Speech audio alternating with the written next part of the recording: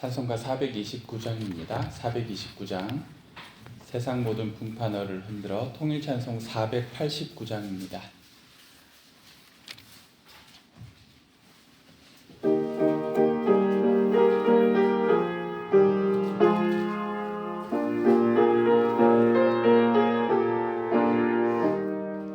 세상 모든 풍파너를 흔들어 약한 마음 낙심하게 될 때에 내려주신 주의 복을 세어라.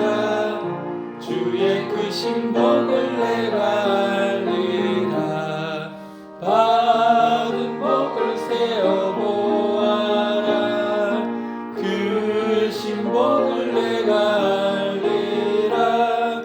받은 복을 세어보아라. 주의 크신 복을 내가 알리라. 세상 근심 걱정 너를 누르고 십자가를 등에 지고 날 때에 주가 내게 주신 복을 세어라. 두려움 없이 항상 찬송하리라. 받은 복을 세어보아라. 크신 복을 내가 알리라. 받은 복을 세어보아라. 주의 크신 복을 내가 알리라. 세상 권세 너의 앞길 막을 때 주만 믿고 낙심하지 말아라. 천사들이 너를 보호하리니 염려 없이 앞만 보고 나가라. 받은 복을 세어보아라. 크신 복을 내가 알리라.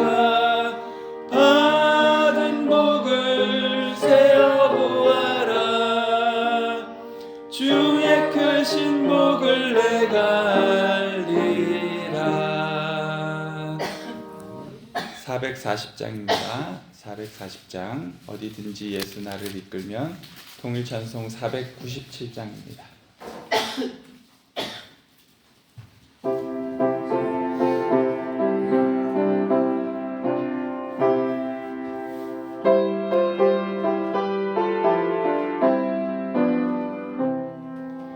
어디든지 예수 나를 이끌면 어디든지 예수 함께 가려네. 예수 함께하니 가면 나 걷고 예수님과 동행하면 겁 없네. 어디를 가든지 겁낼 것 없네.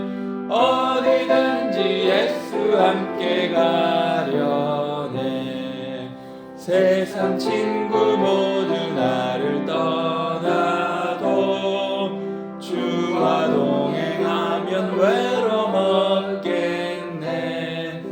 가는 길이 위태하고 험해도 어디든지 예수 함께 가려네. 어디를 가든지 겁낼 것 없네. 어디든지 예수 함께 가려네. 어딘 그늘 나를 애워쌀 때에 주가 함께 계심 믿고 자려네. 주 구두의 천국에서 깨어나 예수 함께 길이 살리라. 어디를 가든지 겁낼 것 없네. 어디든지 예수 함께 가려네. 시편 11편 말씀입니다.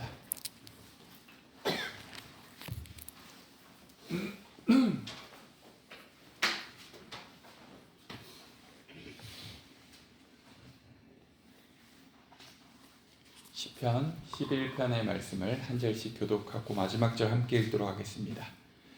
내가 여호와께 피하였거늘 너희가 내 영혼에게 새같이 내 산으로 도망하라 함은 어찌함인가. 악인이 활동을 끊기고 하를 기운하여 먹이며 마음이 바른 자는 어두운 데서 소리하도다. 터가 무너지면 의인이 무엇을 하랴. 여호와께서 그의 성전에 계시고 여호와의 보좌는 하늘에 있으며 그의 눈이 인생을 통촉하시고 그의 안목이 그들을 감찰하시도다. 여호와는 의인을 감찰하시고 악인과 폭력을 좋아하는 자를 마음에 미워하시도다. 악인에게 그물을 던지시니 물과 유황과 대우는 바람이 그들의 잔에 소득이 되리로다. 함께 읽습니다. 여호와는 의로우사 의로운 일을 좋아하시나니 정직한 자는 그의 얼굴을 배우리로다. 아멘. 아멘.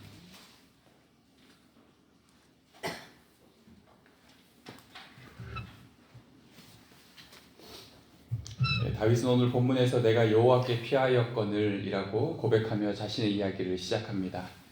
이 짧은 고백에는 한 사람의 영혼이 위기 앞에서 하나님 앞으로 달려오는 간절한 마음이 담겨 있습니다. 그러나 그 위기 속에서 다윗은 이런 말을 듣습니다. 산으로 도망하라. 활을 당긴 자들이 너를 겨누고 있으니 빨리 피하라. 이 말은 선의를 가진 친구들의 충고처럼 들립니다. 이 동굴이 있는 산은 생명의 위협을 느끼는 자들에게 언제나 좋은 은신처가 되었습니다. 이스라엘 왕 아합의 아내 이세벨이 여호와의 선지자들을 멸할 때 왕궁 맡은 자 오바댜는 선지자 100명을 데리고 50명씩 굴 속에 숨겨 떡과 물을 먹였습니다. 이 산으로 도망하는 것은 가장 일반적인 방식, 위기에 대응하는 발빠른 방법이었습니다. 이 사람들은 대부분 생각하기에는 빠르지만 기도하지 않고 자신의 오랜 경험과 지혜는 자랑하지만 정작 하나님의 뜻은 궁금해하지 않습니다. 그렇게 살아가는 우리는 위기를 어떻게 이겨내야 하는지 잘 모를 때가 많습니다. 저희 교회가 최근에 소방 훈련을 하였는데요. 불이 났다는 상황 하에 어떻게 행동해야 하는지를 배우는 훈련이었습니다. 그런 훈련을 하는 이유가 무엇일까요? 위기에 대응하는 매뉴얼을 굳이 만들어서 가지고 있어야 하는 이유가 무엇일까요? 그런 것들을 훈련하지 않으면 우리는 당장의 위급함에 실수할 수 있고 또 자신의 짧은 경험과 지식으로 행동하다가 어리석고 잘못된 행동을 하여 더 큰 피해를 볼 수 있기 때문이죠. 인생을 살아가면서 우리는 얼마나 그런 신앙의 매뉴얼을 잘 지키고 있을까요? 조금만 어려워도 사람을 찾아가고 내 경험과 지혜대로 일을 처리하고 두려움과 불안함에 떨며 잠을 설칩니다. 이 세상과 사람들은 나를 위한다는 명목으로 이러저러한 충고를 주지만 그 길이 진정 나를 지키는 일인지는 알 수 없습니다. 다윗을 향해 산으로 도망치라고 조언을 주는 이들, 그러나 다윗은 그것을 믿음의 사람에게 찾아오는 유혹으로 보았습니다. 위기는 언제나 우리를 두 갈래 길에 세웁니다. 믿음으로 버티며 주님께 서 있을 것인가, 아니면 인간적으로 더 안전해 보이는 길로 도망할 것인가 하는 갈림길입니다. 다윗에게는 이미 무장을 갖춘 적들이 숨어서 그를 겨누고 있었습니다. 어둠 속에서 화살을 쏘는 자들은 정면 승부를 하지 않는 비겁한 이들이죠. 악의 세력은 언제나 보이지 않는 곳에서 두려움과 불안을 증폭시키며 의로운 자를 흔듭니다. 이 3절의 말씀입니다. 터가 무너지면 의인이 무엇을 하랴. 이 말씀을 3번 역으로 보면 이렇게 나옵니다. 기초가 바닥부터 흔들리는 이 마당에 의인인들 무엇을 할 수 있겠는가. 또한 의인인들 무엇을 할 수 있겠는가를 의로우신 하나님께서 하시는 일이 무엇인가로 바꾸어 번역할 수도 있습니다. 위기가 극심할 때, 기초조차 무너질 때 도대체 할 수 있는 게 무엇이겠느냐. 그냥 빨리 기회를 봐서 도망치는 게 우선이다. 그렇게 시인을 향해 사람들이 말하고 있습니다. 시련이 닥치면 우리는 즉각적으로 이런 생각을 합니다. 내가 무슨 악을 저질렀길래 이런 일을 겪고 있는가. 이런 상황에 내가 할 수 있는 것이 무엇일까. 성실하게 믿음으로 살아왔던 사람들도 흔들릴 수밖에 없습니다. 그런데 오늘 시편은 아래로 향하던 시인의 시선이 위로 향하고 있음을 알 수 있습니다. 그의 시선의 방향을 따라 바라보게 되는 것은 땅이 아닌 하늘, 그리고 성전이었습니다.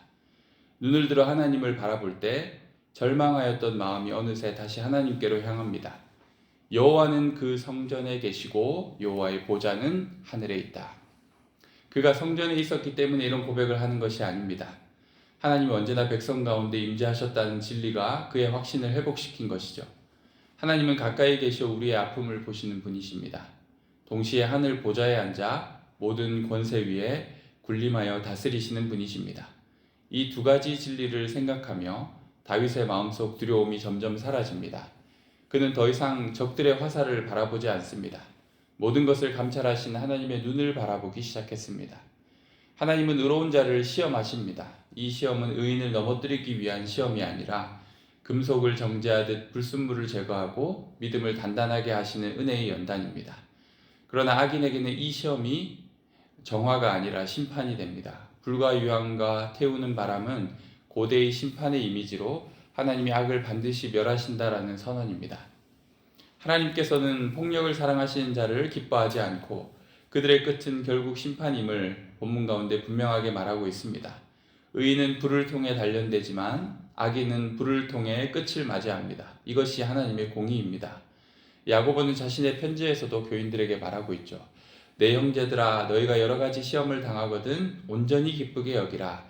이는 너희 믿음의 시련이 인내를 만들어내는 줄 너희가 알미라.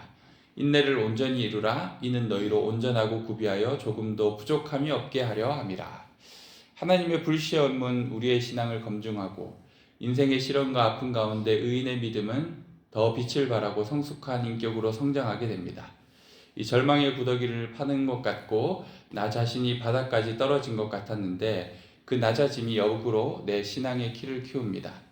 이 하나님만 바라보며 고난의 때를 인내하고 참을 때 주님의 손이 우리의 삶을 정금같이 빛나게 하십니다. 그분의 보호가 있기에 결코 절망과 좌절에 잡아먹히지 않습니다. 머리카락 하나도 상하지 않습니다. 물과 불을 지나도 해됨도 상함도 없습니다. 감당할 만한 시험을 주시는 하나님이시기에 우리를 가장 잘 아는 주님이시기에 그분의 계획을 믿고 나아갈 수 있습니다. 이 시의 마지막 고백은 다음과 같습니다. 정직한 자는 그의 얼굴을 배우리이다. 이 말은 죽음 이후의 환상을 말하는 것이 아닙니다. 이 땅에서 하나님이 다시금 자신에게 얼굴을 비추시고 구원을 베푸신다는 확신의 고백입니다. 위기는 언제나 우리의 시야를 흐리게 하고 하나님의 얼굴이 가려진 것처럼 느끼게 합니다. 그러나 하나님이 다시 개입하시면 우리는 마치 새롭게 시력을 되찾은 것처럼 하나님의 얼굴을 볼 수 있게 됩니다. 확신은 언제나 자기 자신으로부터 오지 않고 하나님께로부터 옵니다. 이 성령께서 역사하실 때 세상이 줄 수 없는 놀라운 평안과 기쁨의 회복을 경험합니다. 우리가 할 수 있는 일은 상황을 바라보는 것이 아니라 하나님을 바라보는 것입니다. 이 현실을 도피하라는 말이 아닙니다. 현실을 냉철하게 바라보되 그 너머의 하나님, 일상의 문제들 가운데 누구보다 가까이 계시며 우리의 믿음의 선택을 기다리시는 존귀하신 주님의 얼굴을 바라보라는 것입니다. 그러면 흔들리던 마음은 중심을 잡고 무너지는 것처럼 보이던 삶의 기초가 다시 단단히 세워짐을 알 수 있습니다. 왜냐하면 그 기초를 누가 지탱하고 계신지를 알게 되기 때문입니다. 놀라우신 하나님의 통치와 주관하시는 은혜, 그분의 임마누엘 은총을 깨닫게 될 것입니다. 그런 믿음으로 오늘도 우리에게 주어진 싸움을 싸우며 주님과 함께 승리하는 모든 성도님들 되시기를 바랍니다. 우리 말씀을 기억하며 함께 기도하겠습니다. 고개를 들어야 합니다. 내 상황을 바라보던 숙였던 고개를 들어서 하늘과 하나님의 성전을 바라보아야 합니다. 인내하며 믿음을 지킬 때 우리를 주님께서 정금같이 빛나게 세우십니다. 그 하나님을 우리가 의지하고 바라볼 수 있게 해달라고 기도했으면 합니다. 그리고 특별히 함께 오늘 기도할 것은 우리 교회가 준비하고 있는 공동체 재편을 위해서도 함께 기도했으면 합니다. 돌봄과 사랑의 공동체로 새롭게 태어나는 삼덕교회가 될 수 있게 해달라고 새로운 변화 가운데 걱정과 두려움들이 성도들에게 있지만 하나님께서 우리에게 은혜 주셔서 하나님이 새롭게 빚으시는 아름다운 공동체가 또 세워질 수 있도록 기도해 주셨으면 합니다. 우리 말씀을 기억하며 또 공동체 재편을 생각하며 함께 기도하시겠습니다. 하나님 아버지 감사합니다. 오늘도 우리에게 시편의 말씀을 통해 우리의 믿음을 어디에 두어야 하는지, 우리의 시선을 무엇을 향해야 하는지 알게 하시니 감사합니다. 하나님 아버지, 우리는 두렵고 절망하는 상황 가운데 세상의 목소리와 주변의 조언들 가운데 쉽게 속에 마음이 흔들리기도 하고 우리의 경험과 지혜를 따라서 일을 해결하려고 애쓸 때도 참 많습니다. 그러나 하나님은 성전에 계시고 하나님의 보좌가 하늘에 있음을 우리가 기억하며 하나님은 여전히 우리의 삶을 감찰하시고 다스리시는 분이신 줄 잊지 않게 하여 주시옵소서. 주님이 함께 계시오니 주님의 다스리심 안에 우리가 하나님의 얼굴을 바라볼 수 있기를 원합니다. 주님, 복잡한 일상과 현실 속에 그 싸움 속에서 하나님 아버지, 내가 마주하고 있는 그 사람의 너머로 예수님의 얼굴이 보여지게 하여 주시고 우리가 감당하고 있는 일들 속에 하나님의 임재와 다스림을 경험하는 은혜를 허락하여 주시옵소서. 임마누엘 하나님께서 우리와 함께 하신다는 사실을 우리가 놀랍게 깨닫게 하여 주시옵소서. 그리하여 우리 일상의 삶 가운데 하나님만 바라보는 우리의 시선을 놓치지 않게 하여 주시옵소서. 하나님 아버지, 공동체 재편을 위하여 기도합니다. 우리가 함께 내년을 바라보며 준비하고 있는 이 일들이 하나님의 뜻 가운데 온전히 이루어지길 원합니다. 새로운 공동체가 세워질 때 하나님 아버지께서 주신 은혜로 말미암아 새로운 공동체 가운데 하나님의 사랑과 돌봄이 넘치는 가정 되게 하여 주시고 각 셋마다 하나님께서 세우시는 놀라운 은혜가 있기를 원합니다. 하나님 아버지께서 역사하여 주셔서 우리 공동체를 위하여서 걱정하고 기도하고 있는 많은 성도들의 생각과 또 바람들 가운데 하나님 그 기도에 응답하여 주셔서 하나님께서 주님 채워주시는 놀라운 은혜가 풍성한 공동체 되게 하여 주시옵소서. 주께서 함께하여 주시고 마음을 모아 주시옵소서. 주께서 역사하여 주시옵소서. 하나님 아버지, 감사합니다. 우리의 삶의 자리에서 언제나 불안과 두려움이 우리의 삶을 엄습하고 우리는 여전히 익숙한 우리의 방식대로 이 위기를 이겨내 보려고 인간의 지혜와 경험을 찾을 때가 많지만 모든 상황 가운데 임재하고 계시며 우리의 삶에 여전히 함께 하시는 그 임마누엘의 하나님을 바라볼 수 있는 우리의 눈을 뜨게 하여 주시옵소서. 그 주님과 함께 하나님 주시는 놀라운 평안과 기쁨 안에서 주님과 함께 그 위기를 잘 넘어갈 수 있는 우리의 삶이 되게 하여 주시옵소서. 하나님 아버지, 2026년 공동체를 재편하길 원합니다. 우리 삼덕교회가 각 셋마다 서로 돌봄과 사랑이 회복되어진 아름다운 공동체로 다시금 새롭게 세워지길 원하오니 하나님 은혜를 내려 주시옵소서. 공동체마다 그리고 또 각 셋마다 하나님께서 합당한 자를 세우시고 또 아름답게 매듭 지어질 수 있도록 각 공동체의 편성과 모든 과정들 가운데 하나님의 지혜를 더하여 주시옵소서. 감사드리며 예수님의 이름으로 기도드립니다. 아멘.